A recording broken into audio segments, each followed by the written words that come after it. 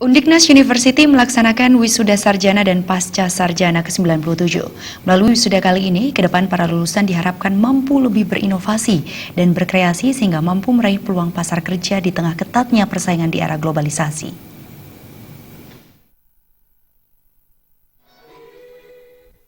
Rektor Undiknas University, Profesor Gede Sri Dharma dalam sambutan di hadapan wisudawan mengatakan, bukan perbedaan dapat memecah belah bangsa, tetapi kebodohan. Oleh karena itu, generasi muda saat ini harus terus meningkatkan kualitas diri dan kompetensi dengan berpikir global dan bertindak global.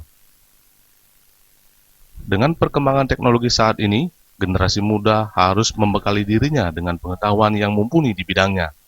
Selain itu, wisudawan harus membekali diri dengan keterampilan lain seperti bahasa asing, kemampuan menggunakan teknologi informasi, kemampuan bekerja sama, berorganisasi, dan kreatif inovatif. Mendukung hal tersebut, Undiknas University senantiasa terus melakukan pembenahan di segala bidang, sesuai dengan fondasi yang dibangun sebagai roh dalam atmosfer pendidikan, yakni global, smart, dan digital. Saat ini, Undiknas University menjadi satu-satunya kampus di wilayah Indonesia Timur yang berhasil menjadi member atau anggota Akreditasi Nasional atau ABES 21 yang bermarkas di Jepang. Kedepan, Undiknas akan mewujudkan konsep Smart Campus secara holistik yang berlandaskan digitalisasi untuk mengintegrasikan seluruh kegiatan pelayanan dan aktivitas belajar mengajar. Profesor Gede Sri Dharma berharap gelar yang telah diraih saat ini menjadi pemicu untuk dapat terus mengembangkan diri dan memberikan kontribusi terhadap bangsa ini. Yang utama buat kami adalah bagaimana research collaboration dan memberikan juga kesempatan kepada dosen-dosen muda kami untuk belajar di Murdoch University.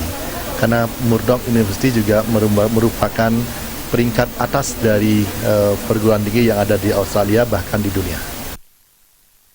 Pada kesempatan tersebut, Profesor Andrew Taggart dari Murdoch University memberikan orasi ilmiah.